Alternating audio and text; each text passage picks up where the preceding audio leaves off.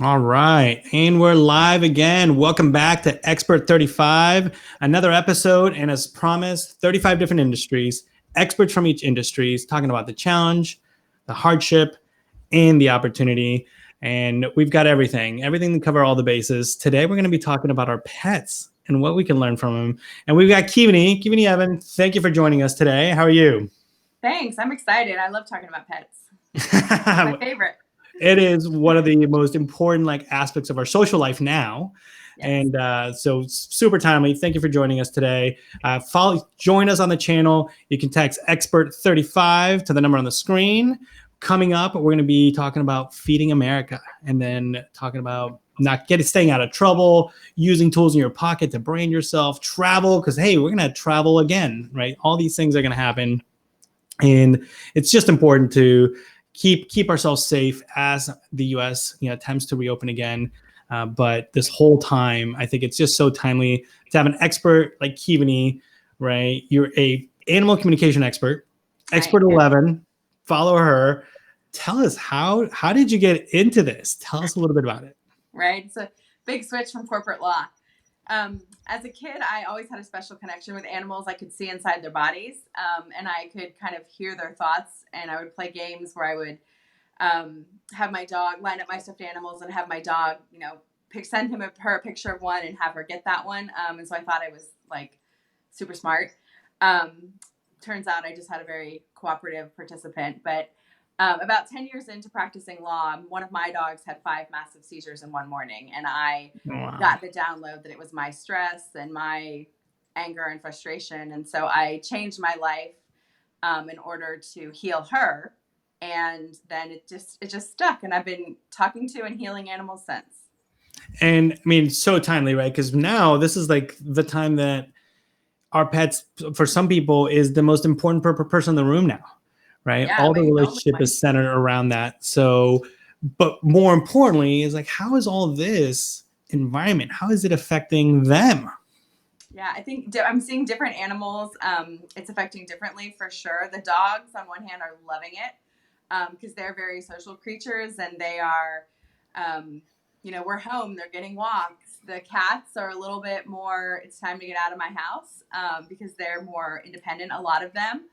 And I think even the dogs, it's affecting, they take on our energy. So they're trying to clear us all the time. And some of us are handling social distancing well, and others it's a real challenge. And so the animals are picking up on our upset, our overwhelm, our frustration. And so I've seen a lot of very well-trained dogs, for example, that have started having behavioral issues or have started having accidents in the house. And it's really when that happens, they're trying to get our attention.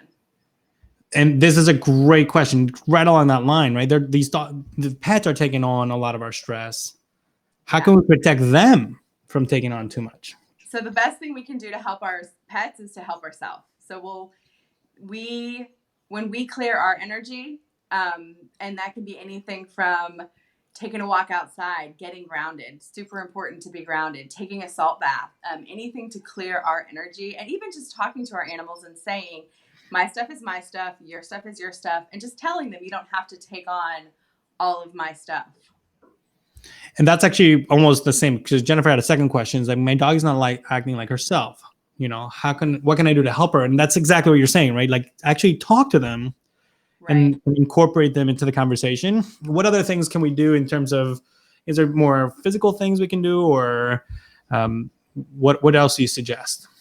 Yeah, I think getting out with them outside, taking a walk, being like awareness, if they are not acting like themselves, notice when is that happening? What are you doing when the animal starts to maybe get scared or have an accident or act up with a behavioral issue? Because that's always a clue into what do we need to shift. So right now we're in a time where it's super important to move from fear to love. I think that's what a lot of what's happening is about. We're ascending as humans. And it's a cleanse and a reset and a pause for us and for the planet. And so if we're not honoring that pause, it can be really heavy for our animals. And this is actually kind of similar to what you're saying. Greg is saying that it seems like his dog knows when he needs a break from work. Like, is that imagining? Is he just like projecting onto his dog, or like, what do you see that? No, I do not think that's imaginary. They know, and they pick up on things that are in our energy field. We don't notice a problem until it affects our physical body oftentimes, which is why, we have to have a health crisis to make changes a lot of times.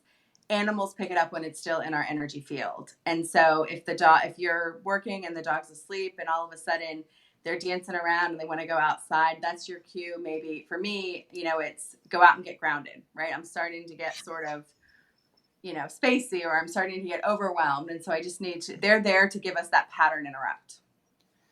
So let's talk a little bit about the social distancing, right? Because we're kind of pulling on them so that we're trying to keep them away. Like, here's a great question. Like, how do you see the dogs? I guess a lot of these questions are about dogs, but pets, right? Pets handling social distancing from others. Yeah. So I think there's two things. One is, dogs are very social, and so they may have friends in the neighborhood and other animals that they're not interacting with right now. So that can be tough. So just give them a little extra love, play with them a little more. I know that there are some, people that are trying to actually social distance from their own dogs also, because if you are out walking your dogs, some experts say that you can pick up, different things in the dander or on their feet, and then it can bring it inside. For me, Right. what I've been doing is playing more in our backyard and walking less around the neighborhood or in common areas, avoiding dog parks, any place like that, because let's be honest, my dog's not going to not sleep in my bed, right? And so I think that, the more we can kind of quarantine our dogs in a way that we can still play with them and not have them in really high exposure areas will help. Right. And this is actually a really good question. As we're getting back to normal, whatever the new normal is, right? How will these pets return to life? How are they going to take on this new lifestyle when they, I guess, we're back at work and we don't have all this time around them? Sure. I think they'll handle it differently. Cats may be more excited to have their space back. Dogs will, depending on the dog, I do foresee some separation anxiety issues. I've already started to see some of that with my clients as they transition out a little bit more into the world. And so I think it's important that if you're going to be going back to work in a week, or we know if eventually someday we're going to be leaving our house again, right? And so even when we're home, it's important to give them space, put them in a different room, take a walk and leave the dog at home sometimes. We don't want them to go from 24/7 constant love and affection and attention to being left alone for 8 hours a day, because that could be really detrimental for them. Right. And this is Jana's asking a question. Oh, I don't know if I clicked on the right one. Oh, I got a yes. That was a response. Too many questions coming through. Is my cat tired of having me at home? And I got a little meme we can show.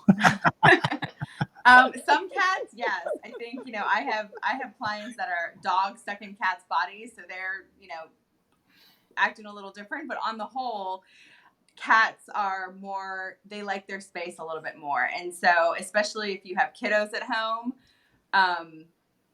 they're ready to have some of their kingdom back. And I think a good thing to do is have a space, if you don't already, create a space for whatever animal you have in your home that gives them a little bit of a retreat. Maybe it's a spare bedroom and you put a bed in there and some treats. And so they kind of get the idea that here's a space that I can go to and get away from the humans.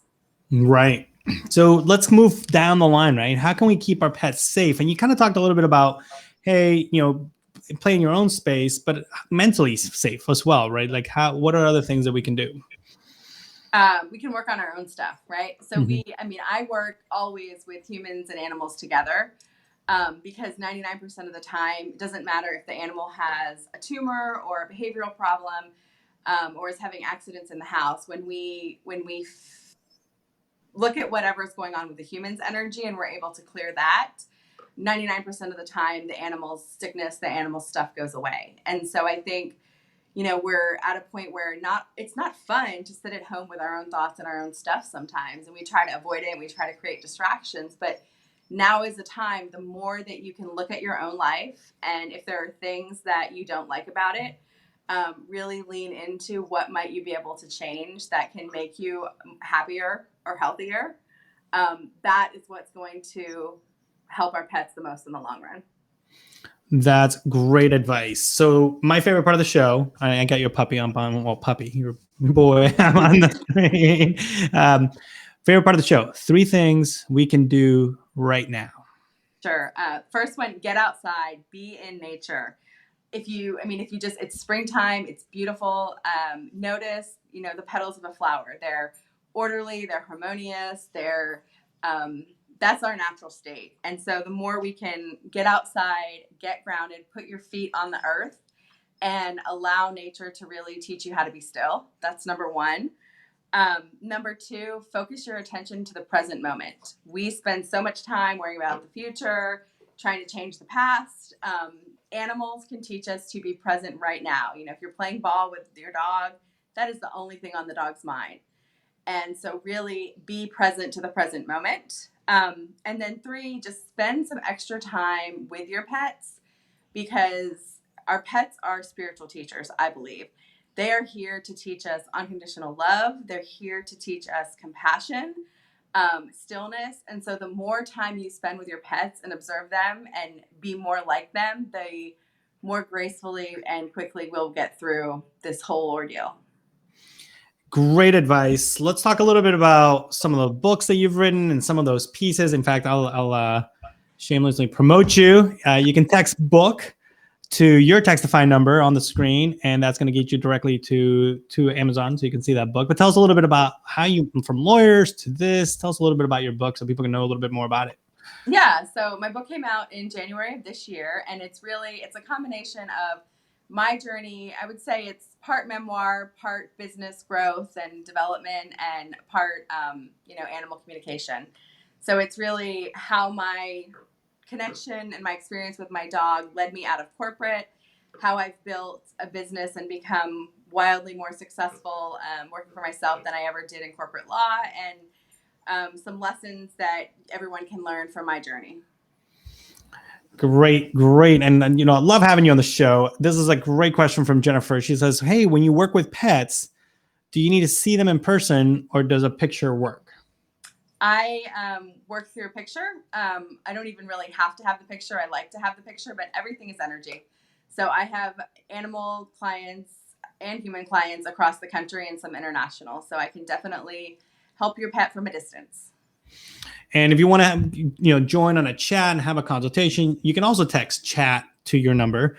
And what is that? What do they get? It's a 20-minute discovery session. So I'm happy to hop on and see what's going on with you or your pet.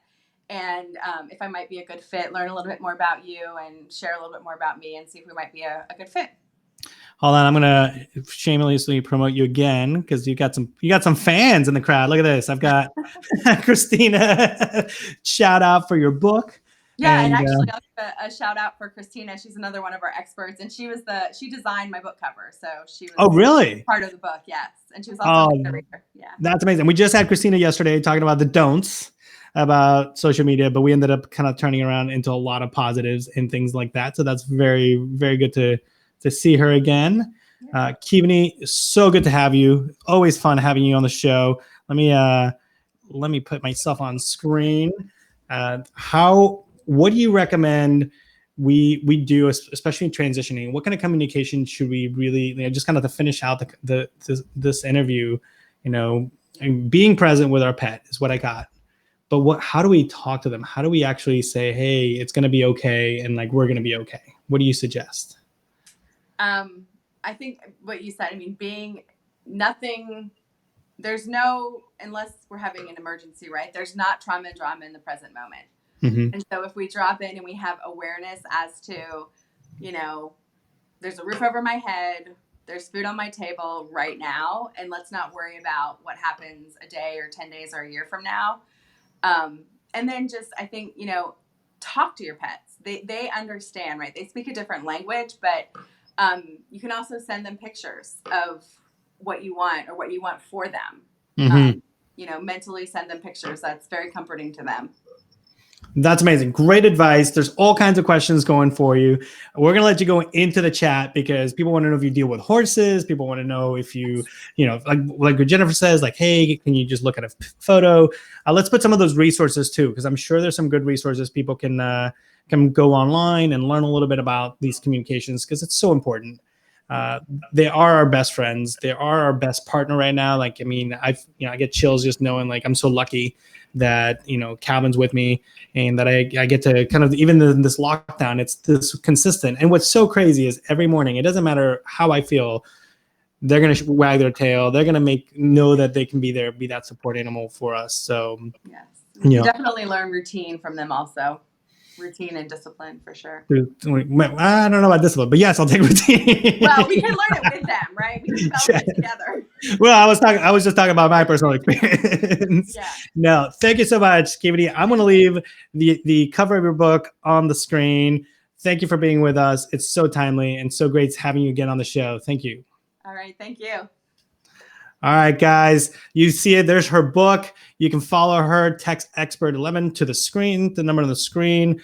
Coming up, we're going to be Feeding America, sustainable gardening. We're also going to be talking about how to stay out of trouble. We all need a little bit of that. Travel, branding. So join us on Expert35 Live. We've got expert advice from all kinds of different industries. Thank you for joining us, guys. We'll see you guys soon.